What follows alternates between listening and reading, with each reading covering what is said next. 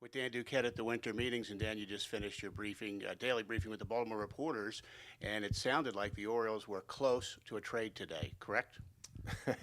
Close, but not quite.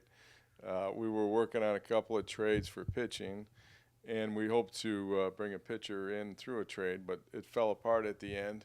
So we're continuing to talk to some agents about some of the free agent pitchers that are available, and then we have reinitiated some trade discussions with some other partners. Is there frustration level when you do work towards a trade and it gets to the 5 yard line, but it doesn't get to the end zone? Well, it's like selling cars. The cars isn't sold until you've got it across the curb.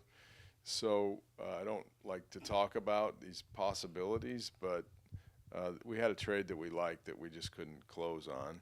So now we'll have to look for another opportunity. Yeah.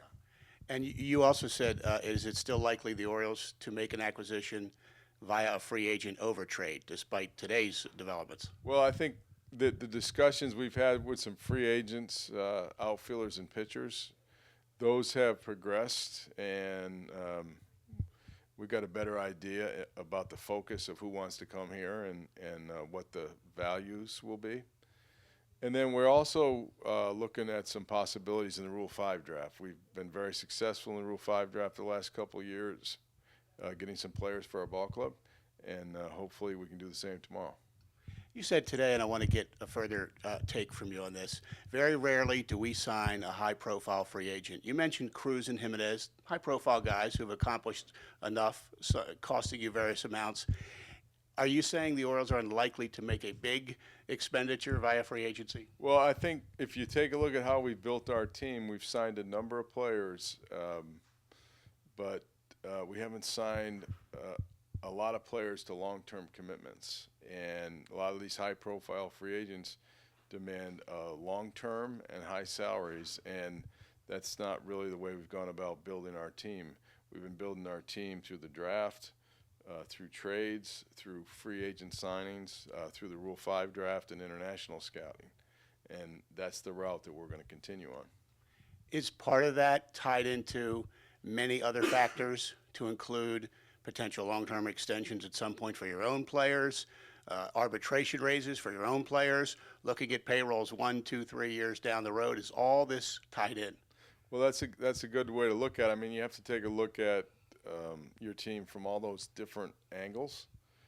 So if you take a look at the number of players we have in the arbitration process and you look at the raises they're getting, there's over $30 million in raises going to players through the arbitration system because they had great years, right? Steve Pearce had a good year. Buddy Norris had a good year. They're going to get good raises. Mattis, Hunter, Matt Wieters, and Chris Davis will make a lot of money. So there's a number of contracts that have to be funded that are in the arbitration system that we have to consider. And we're going to sign some free agent players to supplement our team. But I still feel we have the foundation of a good team here. We're strong up the middle. We got a good pitching staff. We got a good coaching staff. They're all coming back, and we're going to take another crack at it. Do you have enough budget to win?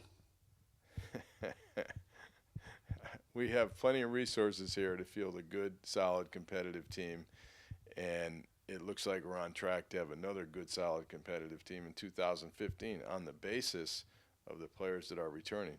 Like I said, we're going to add some pieces here and there to help us in the outfield and help us with on-base capability and also some pitching.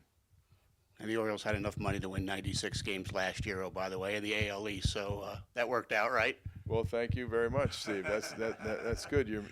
You're making the case, but we have a good talent base, and we got a good farm system.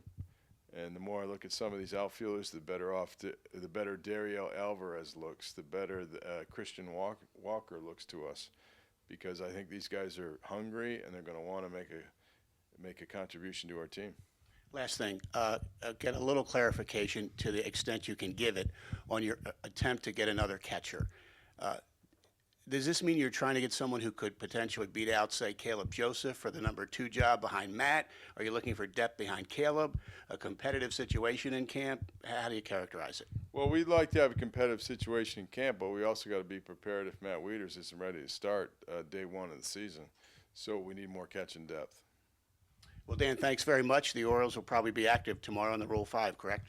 Yeah, we hope to be able to do some selecting in the Rule 5, both the Major League and the Minor League phase. We've done the work required, and hopefully the players we like will be there when we pick. We're drafting down the line, but I hope we can, uncover a gem for our ball club like we did with Flaherty, like we did with T.J. McFarland. And thanks very much with Dan Duquette at the winter meetings on MASNsports.com.